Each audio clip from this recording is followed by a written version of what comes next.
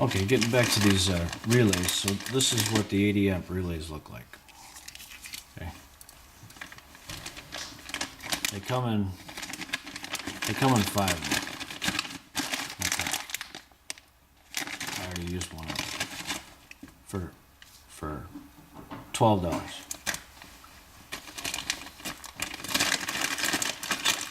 So now, if you're hooking up air conditioning, the liquid line has to be in a certain location. Okay, see the liquid line there? It has to be in a certain location. So this is the stock Mazda Miata, and what all I did was I cut the brackets off, and then I took this line and I bent it up. Okay, but this liquid line has to be like this, and your dryer has to go here. It's the only spot that it can possibly go on a Mazda Miata. So now the liquid line I screwed up a couple of times. So what you have to do is you have to see this, get an aluminum plate like this, okay? And then take your liquid line, so your liquid line has to have the bends in it like this. Okay, take your liquid line and put it through the aluminum plate, and then, so we're going to pretend that this liquid line is that length, that shape, and you put that liquid line in that piece of aluminum, and you have to TIG weld the liquid line first to this bracket, and then look down inside to see when you TIG weld, see sometimes it collapses the aluminum tube, and it won't let the liquid flow, the R134A flow through the AC condenser the right way. This is one of the problems that I had, and this is what I'm showing you guys how I resolved it. So what I did is I TIG welded the liquid line to this plate here, this little piece of aluminum, and I just drilled a hole through it. Then I TIG welded around it, so then I could look at it to see if it collapsed, and if it did collapse, I took a little drill or a Dremel tool, and because you want this to flow, the liquid to flow through it as good as it can. You know, you don't want it any spots where it can't flow through. Then once you TIG welded the liquid line to the plate, then TIG weld the plate to the side of the AC tube. So just drill the hole. You could even have it going through. It doesn't matter. Drill the hole, and then TIG weld here. You know, you're TIG welding on the outside of this aluminum plate, and that way, you know that the tube is good and you won't collapse it. So this is one of the problems that I had. So anyways, like I said, these are top of the line spalls. You have to have two 70 amp or 80 amp separate relays to run these things, because they really spin. I mean, it sounds like everybody says, you know, that I got a turbo on the car, but it's not a turbo. It's actually the fans. I mean, when before we go to start, I'll let you listen to it. You won't believe how loud they are. They're pretty loud. I mean, now the other thing too is if you're driving along and a piece of paper flies into here, you're in trouble, because this is the ones that Martin had in his kit, and you see that it's got a cage on it. It's got a cage, so if anything hits this, it's not going to go into the fan. All right. So this is all stuff you got to think about, you know. So this is a better design, but this fan doesn't flow anything near these, not at all. And so between cutting the AC condenser, putting the spalls on, two 80 amp relays, I managed to resolve all my heating issues. I don't have any heating issues at all. I don't care if you're sitting on the bridge in 100-degree weather and you're sitting on the bridge for 2 hours, the motor runs cool. It bounces between it. The thermostat closes about 180 and it starts really opening up to 200. So my because I got a temperature gauge on the car, and it constantly bounces between 180 and 200 degrees, never goes past 200. But you see it goes up to 200, and the thermostat opens, and it goes down to 170, and then the thermostat closes, and back up to 200, and then it opens, and then, so it's constantly bobbing between, well, 178 and like 196 or something like that. But I'm going to say between 180 and 200. It constantly bobs between that. It goes up, and then thermostat opens, goes down, but never goes past 200. And I was having some real problems with this car for a long time until I finally got fed up. Slit the AC condenser, put the 2 HP spalls on there, and also you got to make sure to the front of the car, and I'll show that to you. You got to make sure that all the air from the front of the car goes into the radiator. So you'll see I have a shroud on the bottom of the car, and it's shrouded on the sides, and it's shrouded at the top, that as you're driving along, all the air goes through that radiator. Nothing can escape. That's another thing that I did too. But between all those things, I managed to solve the heating problem, and the cooling problem. The AC in that car is so cold it'll drive you out of the car. And you would think was slitting the AC condenser that it wouldn't work properly. Well, I'll tell you what, after I slit the AC condenser, I never had it work that good. It actually improved it and it just didn't improve it by a little bit. It improved it by like, holy crud. So I don't know if it's the combination of spall fans pushing the air through as fast, at a real high rate that the stock Mazda Miata fan doesn't. I guarantee it just push air through like that. But I don't know what it is, but I'll tell you what, the AC is so cold in that car, he'll drive you right out of it. He'll freeze your hands off. Anyway, snow's coming out of that car practically in 100-degree weather. But so anyways, that's our next move. I'm going to put the radiator in the car. Oh, we're getting there. All right, see you soon. Well, one more thing I want to tell you about the fans and the AC condenser. If you don't have it in the exact location that it is right now, it won't fit in that car. If you move it down where I have it, if you move it down 1/4 of an inch, it won't fit. If you move it up 1/4 of an inch, it won't fit. But right now, it fits. So now once again, I hope Martin doesn't get mad at me for telling you guys the dimensions on this thing, but like I said, you gotta buy his kit. That's the deal. You ain't gonna get that motor in that car without buying his kit, because he's got special motor mounts and all kinds of stuff. Right now,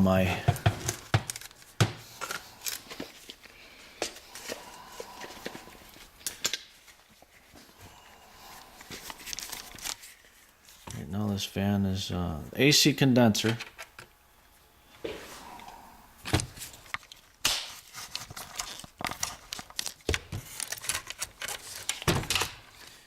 See, this is hard to get there. Here we go.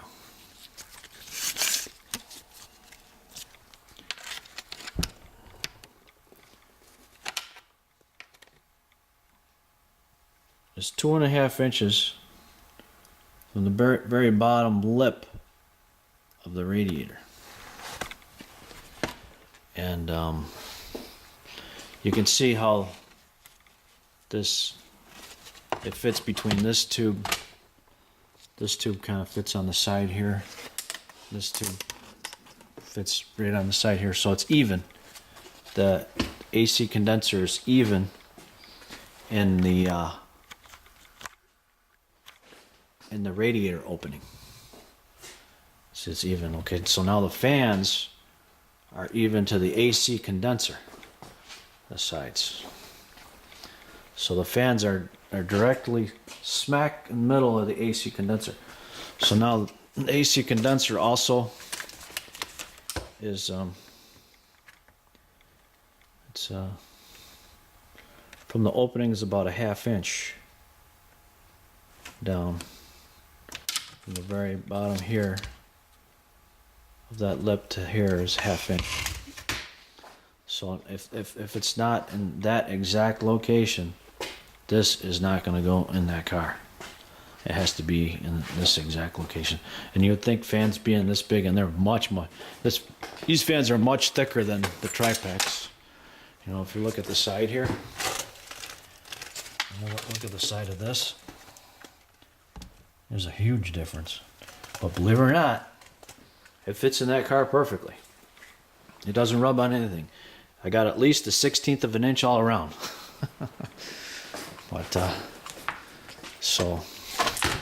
But this tri-pack here works absolutely perfect for the Earl's oil training cooler. And I do have an oil cooler on this car. Believe it or not, we got an oil cooler that's gonna go on that car. Big oil cooler.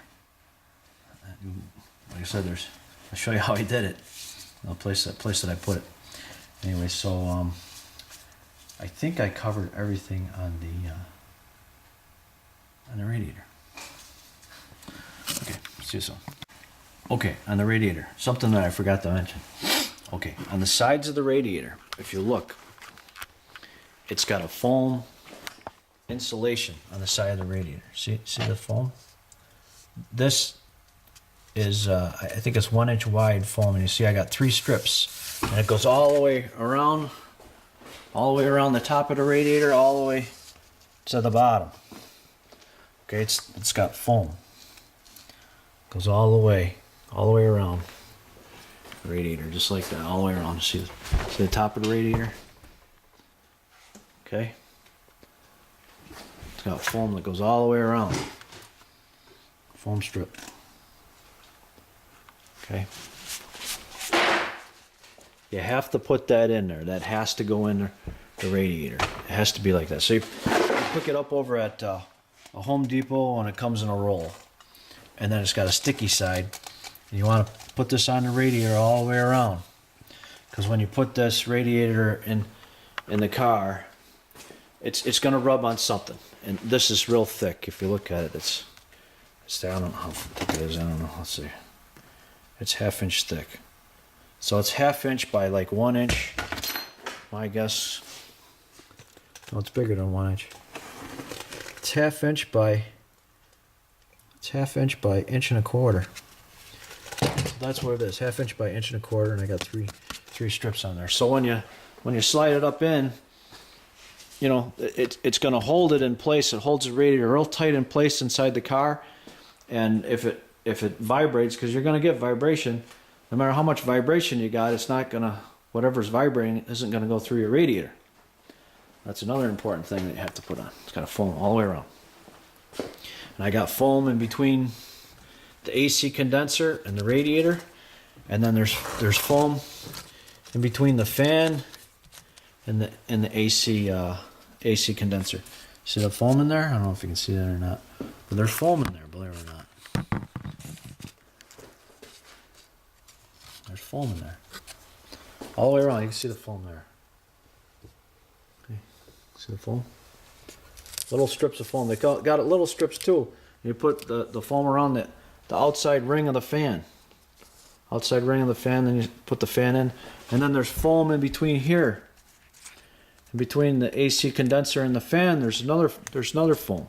Okay, so that when the fans are working and it's pushing the air through it, it doesn't escape. It pushes the air right through the radiator. It has no choice. It's got to push it through. Okay, because it's all sealed. It's even sealed here underneath. Everything's sealed. It's all sealed up underneath. Okay, there's a foam there. So it's sealed on the sides. It's sealed on the top. So the fan, it doesn't have no choice. The fan's going to push it through the air through the condenser and force it through the radiator. It's got no choice. Okay. So hopefully if you have a heating problem, guarantee that'll fix it. All right, see you soon. Okay, this is John again. I forgot to show you guys. Okay, this is Martin's kit from Miata. So now he has this plate. It's what holds the radiator up. So now once again, this I have foam on this. You know, you can see the impressions of where the radiator had been sitting on it for all that time. Once again, this is the same foam stuff, but I got See, I got an 1/8 inch spacer here, 1/8 inch stainless steel spacer that I put right here, and one on the other side. So when you squeeze it up, you got a gap there between the steel plate. Now this is Martin's, between this piece of U channel and the radiator, so you don't harm the radiator. Okay. All right. I wanted to show you guys that. Okay, let's get this thing in. I'm not gonna show you all that. I'm sure you guys know how to put a radiator in. All right. See. Okay, I wanna give you guys what it looks like. Me putting the radiator in, what it looks like. Anyways, this is how I set it up.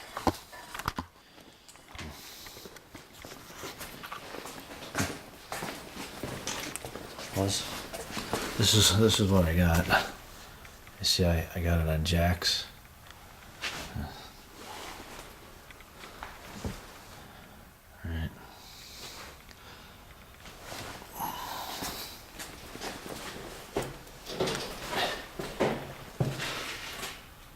You see that the foam there? If I didn't have that foam there, it would hit on the steel. Since I got the foam there, it slides up in, and then it fits under this lip. Foam fits under this lip, and it holds it real secure. So I just I jack it up in.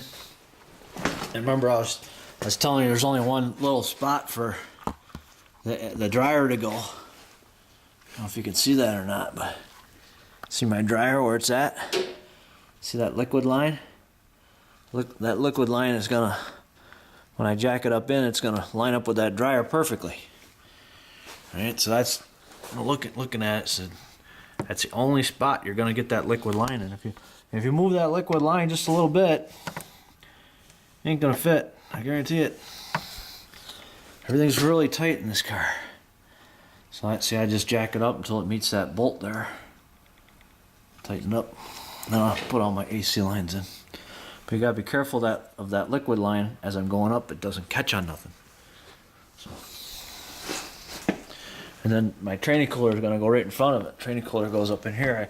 I cut a section of the bumper out here, and the big training cooler is gonna go up in there. See, I got another piece of foam that the training cooler lies on. You'll see it when I got it in the car. Anyways, it looks pretty nice. So and then all these lines are gonna get hooked up to my AC condenser. Anyways, it's gonna go up in.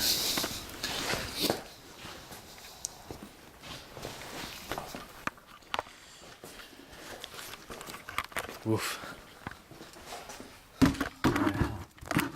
See you guys soon. Well, hello again. This is John from Poor Man's Garage.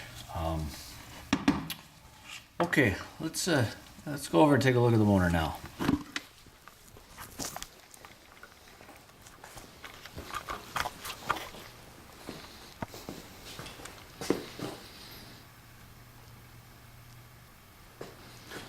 Looks a little different now, don't it?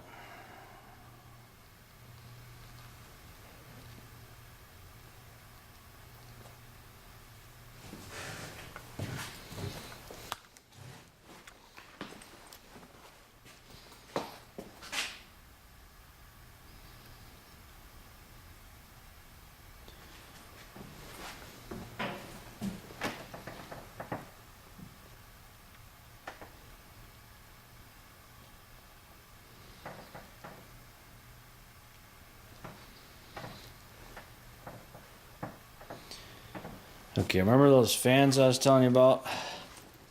Let me turn them on and show you what they sound like. I got a little switch here. I just turn it on. I gotta turn the ignition on first. Oh, yeah, before I do that, I'll explain to you about anytime you have a motor with a big gigantic cam, and it's not a big gigantic cam. It's a good cam. It's 620 on the lift. It's not crazy huge. But there's not enough vacuum by the motor to ever run the vacuum brakes. So you're gonna need one of these. It's a billet vacuum pump. They got a kit. You can rebuild them. Anyways, that's the one to buy. You can adjust it, and it works real good. This is a nice little spot for it.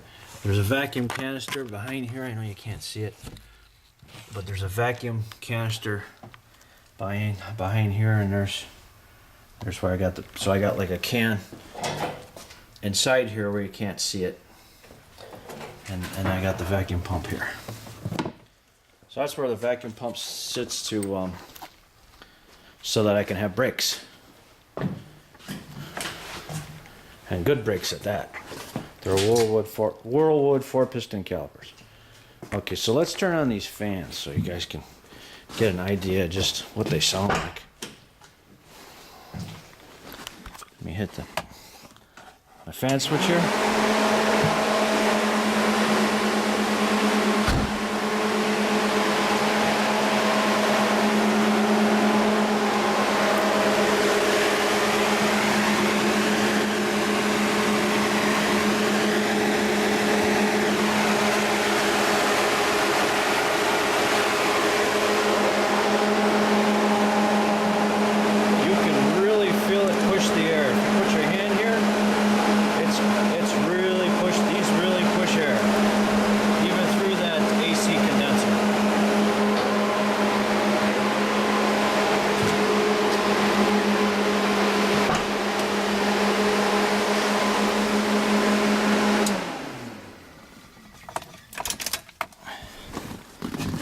That's what I was telling you. That's when I said they sound like turbochargers. I wasn't kidding.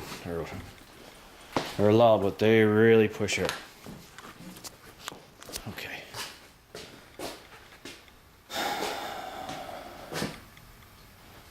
Anyways, where we're at this current time. So I'm gonna mix up some Presto. And you know how they say, oh, put the other, I'll call it Evans non-water coolant in your car, so you don't have calcium. Well, I knew you guys are gonna learn something when you watch my show.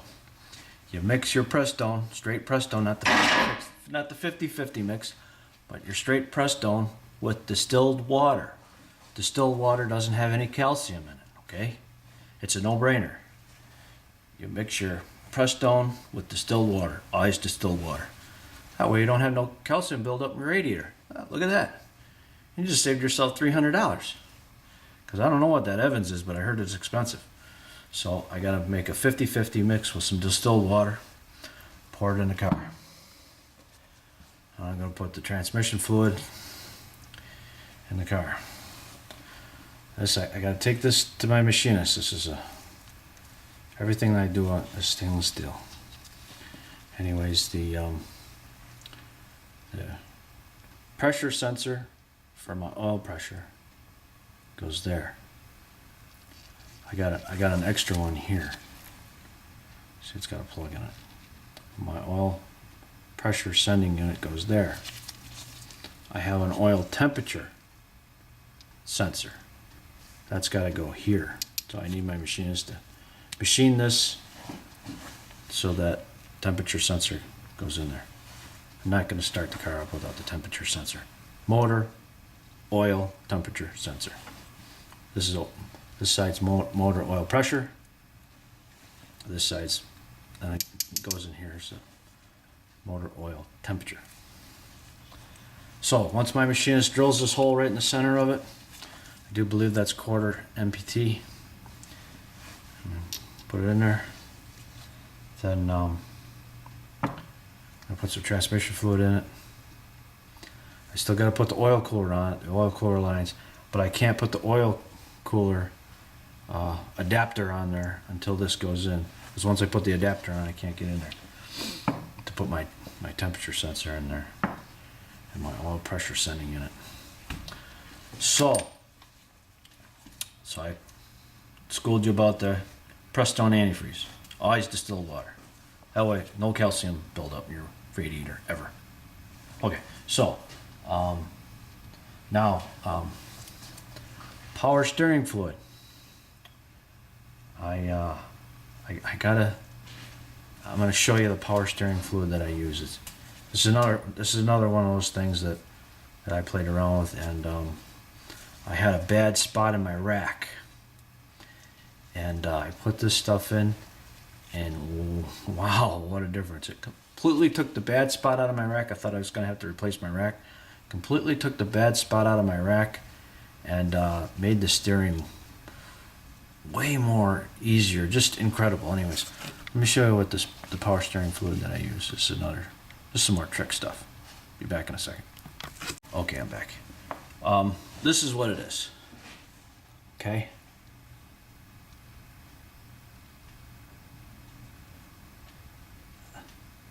It's Lucas rack and pinion. It's like an additive you add to your power steering. Don't put this stuff in straight, because this stuff is so thick. I got the cap off it. Guys, see that?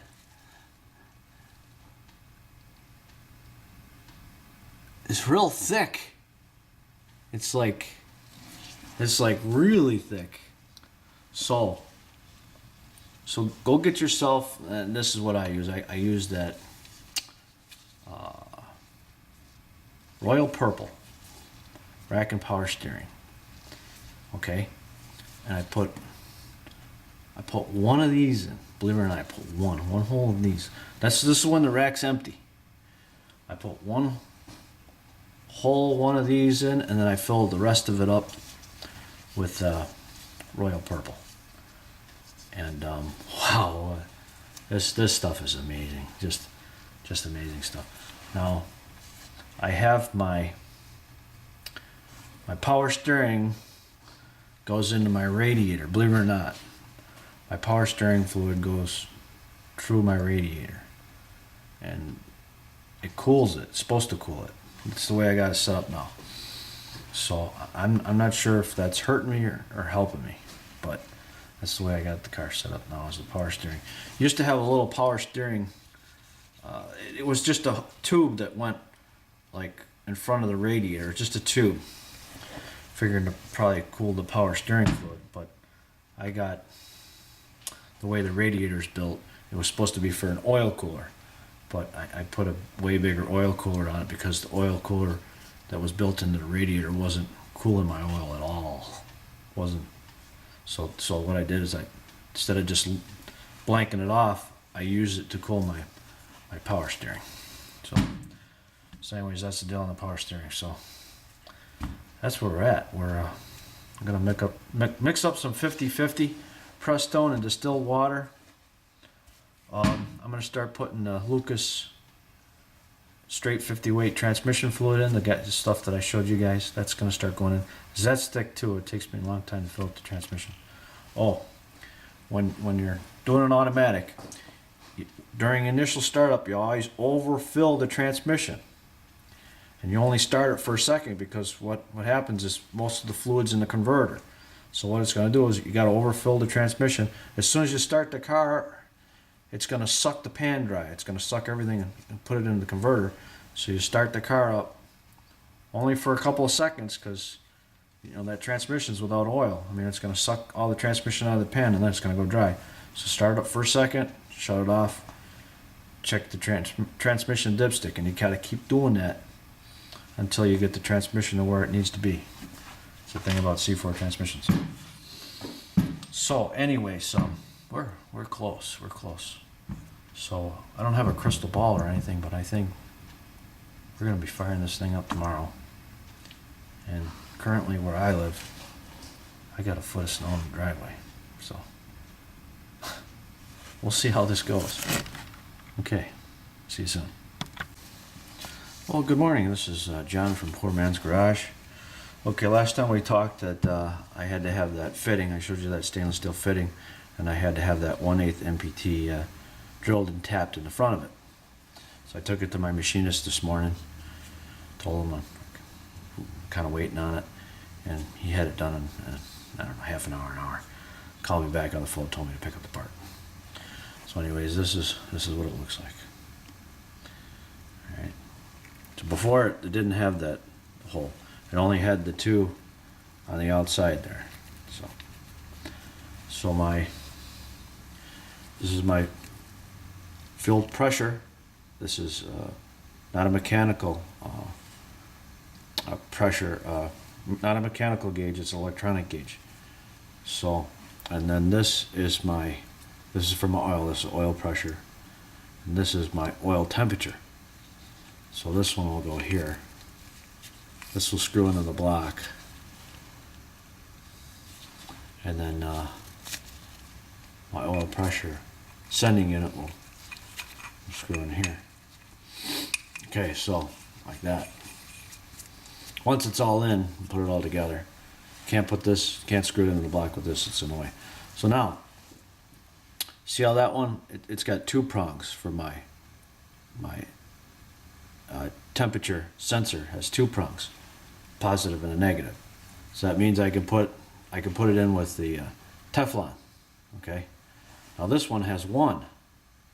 So this one you can't put any Teflon on it. So what I got is like a Teflon glue that I'll put on the outside and then screw this in, because this gets its ground through the fitting and through the ground on the motor. So if you don't got any oil pressure, the reason is this thing probably doesn't have a ground on it, because we already checked it with the mechanical gauge. We know we got 60 pounds at 800 RPMs. We already checked it. So I'm going to prime the motor one more time before I go to fire it up, because I got an oil cooler going in there. You got to put the oil through the oil cooler and through the whole system. Anyways, when we get to that part. So this has to get installed before I can put the oil cooler adapter on the motor. Because once you put the oil cooler adapter on the motor, you can't put this in. So this has to go first. So that's my next task. So that's where we're at, and I'm still putting liquids into the motor, the transmission fluid, and I made up my own cocktail with the power steering fluid, and it takes a while for it to go in because the fluid's so thick. So meanwhile, we're gonna put the oil cooler adapter in. We're gonna put this in. Adapters, my fittings, oil cooler adapter, oil cooler lines, then the oil cooler. And we're gonna prime the motor. Now we're gonna see if we can fire it up and see how close my timing was. You know, I showed you how to set the timing. I haven't touched it. Showed you how to set the timer. We're gonna see how close my timing is. We're gonna see how good it is for the first fire up. Also went out and got 5 gallons of 93 octane. That's what I burn in this car, 93 octane. And I got 3 more quarts of BR30. I put 5 quarts originally in the oil pan. I put an extra quart in there, so I got 6, and I got 3 quarts on hand because the oil cooler, and I'll show you the oil cooler, and I'll show you where it goes. It's pretty big, so hopefully it doesn't hold any more than 3 quarts. So that's what I got going on. All right, we'll see you soon.